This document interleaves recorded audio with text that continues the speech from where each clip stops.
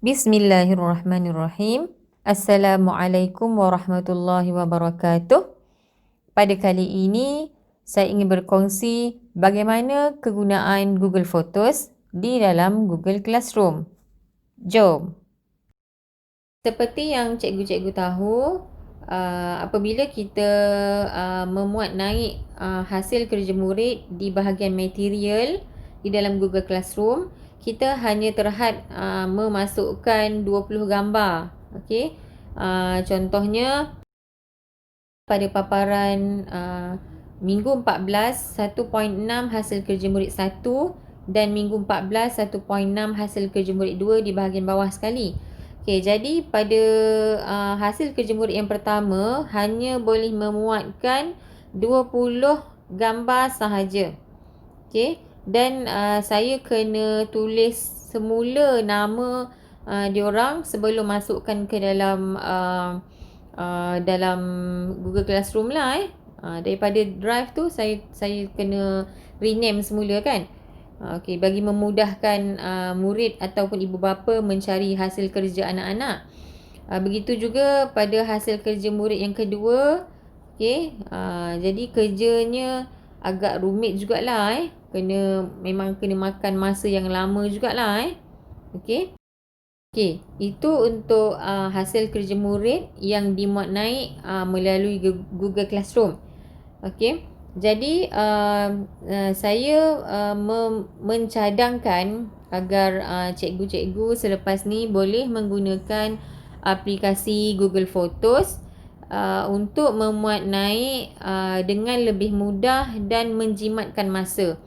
Sebagai contoh, saya tunjukkan di sini pada bahagian atas sekali minggu 16 hasil kerja jawi 8 April 2020. Cikgu-cikgu boleh lihat apakah perbezaan di antara penggunaan Google Photos dan juga muat naik secara biasa di Google Classroom. Okey. Bila saya muat naik di Google Photos, advantage-nya ialah saya boleh memuat naik keseluruhan gambar. Maksudnya melebihi daripada bilangan 20 gambar yang hanya terhad di bahagian Google Classroom. Okay, jadi saya tak perlu muat naik album sampai 2 kali lah. Maksudnya nak kena namakan 2 kali hasil kerja murid macam tadi kan. Jadi saya terus hanya bagi link, letakkan link Google Photos sahaja dan ibu bapa dan murid hanya boleh terus tengok dekat situ.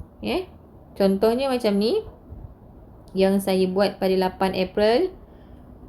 Okay, jadi ini adalah paparan hasil kerja murid yang telah saya muat naik lah Saya telah buat album. Jadi ibu bapa dan murid boleh terus melihat dekat sini. Okey. Okey, kalau nak bandingkan dengan Google Classroom, bila kita buka hasil kerja diorang, kita tak boleh scroll kan. Kita hanya boleh tekan, kemudian back balik. Tekan satu, back balik. Tekan satu, back balik. Jadi leceh kan, makan masa. Okey, bila dengan Google Photos senang je. Kita boleh terus tekan je. Tekan link, terus boleh scroll. Lebih laju dan lebih menjimatkan masa. Yang kedua, kebaikannya ialah kita boleh muat naik. Kalau kita lihat paparan dekat atas tu 8 hingga 19 April. Maknanya saya muat naik kerja murid yang telah saya tanda daripada 8 hari bulan sehinggalah 19 April. Okey. Kemudian apabila katalah hari ini murid tu baru nak hantar selepas 2 bulan baru hantar kan. Jadi selepas kita tanda, kita terus je add photos tu dan masukkan mana dia photos yang telah murid tu buatlah yang telah kita semak. Jadi bila kita dah add photos, automatik gambar yang tadinya mungkin ada dalam 38 gambar, automatik dia akan jadi 39. Dan semua orang yang join dalam album ni boleh tahu, boleh nampak fotos yang saya dah muat naik. Okey. Dan kebaikan lain ialah kita boleh menamakan dan meletakkan tarikh. Seperti yang cikgu-cikgu maklum kat atas ni, saya telah meletakkan untuk kelas mana, hasil kerja tersebut, bidang apa dan juga tarikh. Kita boleh nampak dekat situ. Jadi mudah kerja kita untuk cari. Okey.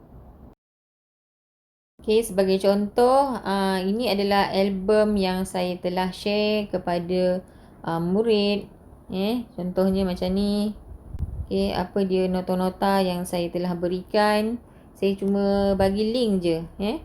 Ni pun ada baru like ni kan. Dia boleh komen. Kemudian sijil-sijil yang kita dah buat, yang kita dah yang murid dapat, jadi kita terus simpan dalam ni. Dan kita boleh terus bagi link dekat anak murid kita lah. Okey, contoh macam ni. Dia boleh tengok lah siapa yang dapat markah 100, siapa yang dapat 90, macam tu. Okey. Ni antara hasil kerja anak murid. Okey. Lebih tersusun lah. Lebih tersusun dan lebih menarik lah kan. Okey.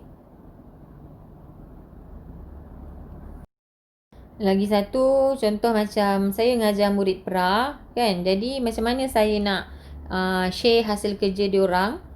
Okey, sebab dia orang tak ada Google Classroom kan. Jadi dengan cara ni. Okey. Cara yang sama. Jadi bila diorang dah siap, diorang dah hantar pada saya.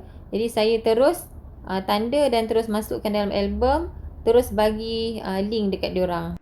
Okey, setakat ini sahaja perkongsian saya pada kali ini. Jangan lupa subscribe ya. Terima kasih.